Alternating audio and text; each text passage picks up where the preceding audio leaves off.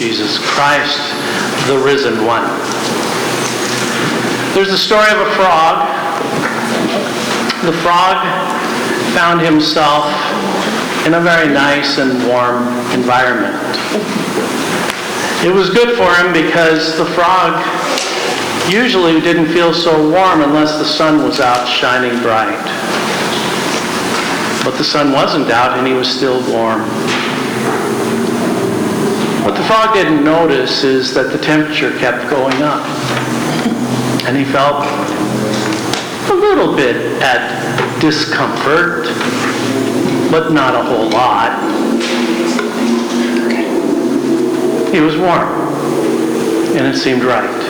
It seemed natural and normal. But the temperature kept going up. And now he was kind of uncomfortable in an uncomfortable way. He couldn't get his mind off that it was indeed a little too hot. And before too long he noticed it was getting so hot that now all he wished he could do was get out. But it was too late. The water was boiling and he was done in. I'm sure you've heard that story before. It's a popular one to talk about how easy it is to get used to something that is not good for you and end up being hurt by it very much. That's kind of the situation we have with evil. Though God created the world as a wonderfully beautiful place without evil of any kind whatsoever, Adam and Eve brought evil into the world, and it's remained ever since. Adam and Eve weren't the only ones who were broken the day they sinned. All parts of creation were broken as well. And broken became the norm. Broken became what everybody knew, and everybody experienced, and everybody expected. And sadly, broken became comfortable.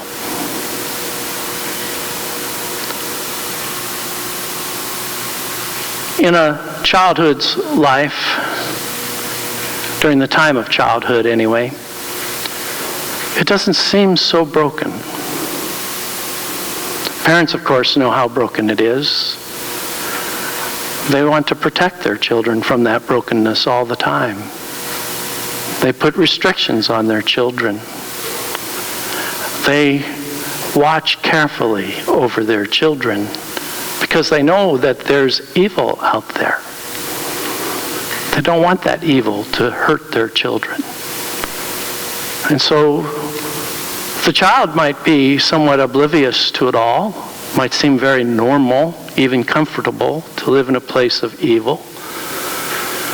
But it's what they know. And their parents and others are protecting them. The child grows up, gets older.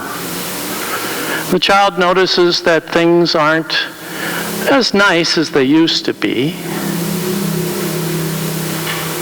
Some of their friends have really odd ideas about things that they know to be wrong, and yet they don't know how to answer that so much. They know it to be wrong and sometimes so enticing at the same time. The temperature goes up. And the child continues to grow. And sometime during their childhood, they become aware of evil around them. They see it in sometimes people they love who die of terrible diseases. They see it on the news when they watch catastrophes before their very eyes. They don't understand it. It hurts, but it's there. It's part of life. It's normal. But it's not quite as comfortable as it used to be. Sometime during their life, the child will leave their home, the parents. By now, they are aware that in some ways they have contributed to the brokenness of the world. It's troubled them. They've wondered, have I made it worse? But most often, they're somewhat oblivious to it all. After all, it's so normal. It's so much a part of what is everyday life. And they start to fashion their own life. And sometimes they realize they're fashioning it in a way that isn't really good, but it is useful. They fashion it somewhat around themselves because that seems normal, natural, right. But they find out that sometimes in doing that, they hurt others and hurt them deeply. And it doesn't seem like it should have worked out that way, but they're surprised sometimes by the way that a relationship just ended because of what they had done. They want to get on in life, and they want to do well in life, and they have ambition and dreams. And they find themselves in an environment where taking shortcuts, stabbing somebody in the back, getting their way. It's not right. And there's something in them that says it's not right. But it's so normal. Everyone's doing it. It seems like it's the rational thing to do, the right thing to do in a wrong way. And the temperature goes up.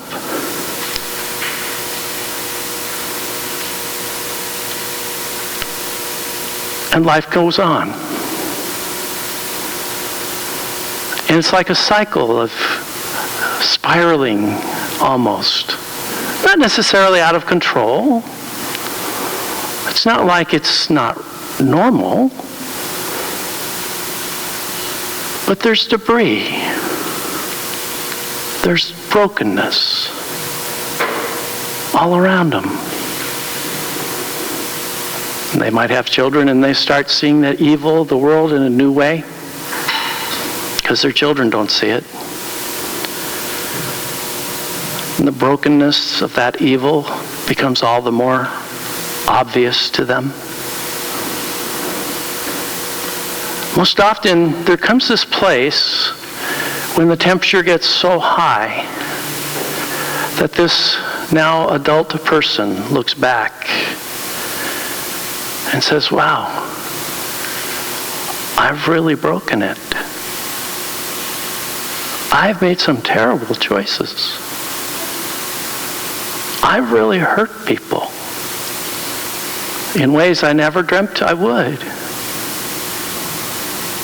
I've really wrecked lives through carelessness and even through planning. The sins of my youth that I just didn't even think about haunt me. It's really uncomfortable. It's really hot.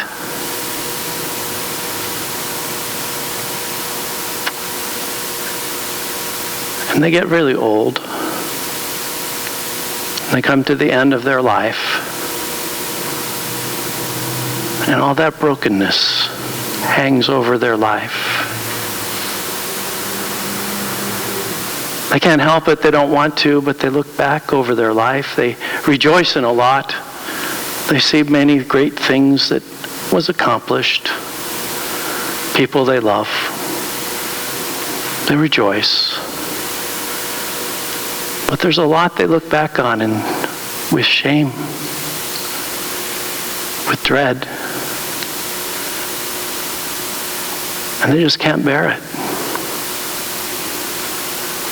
and they breathe their last.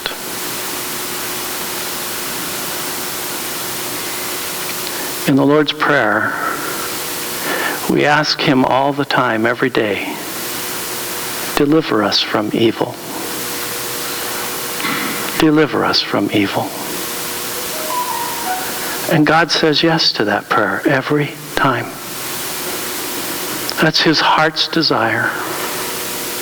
He doesn't want any of that evil to hang over our lives. He wants us to be able to leave this world in his hands with joy, in spite of the evil, with confidence, in spite of the failures, with hope, in spite of the evil that we have done. That's what this week is all about. The Lord delivering us from evil. The Lord taking us through the valley of the shadow of death, yes, as he must, as we live in a world of evil and brokenness. But the Lord taking us beyond that valley to the place of life. A life that can be lived even in this world. Not perfectly, still with brokenness, still with evil coming from us. But with the words of Jesus hanging over it all. Father, forgive them, for they know not what they do. Father, it's so normal to them.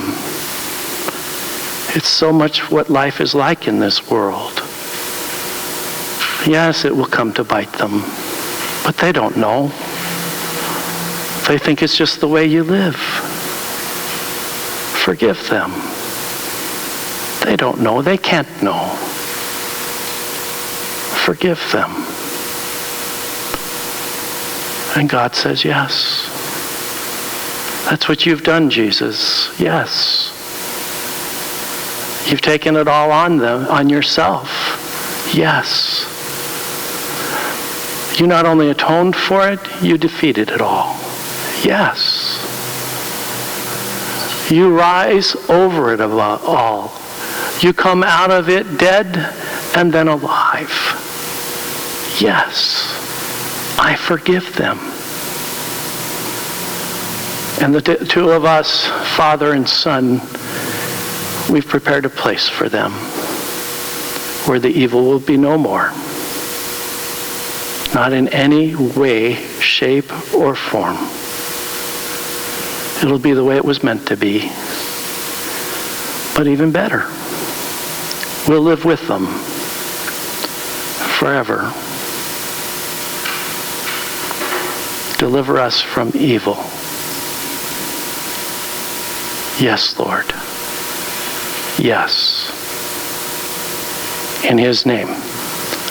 Amen. Let's confess our faith using the words of stricken, smitten, and afflicted.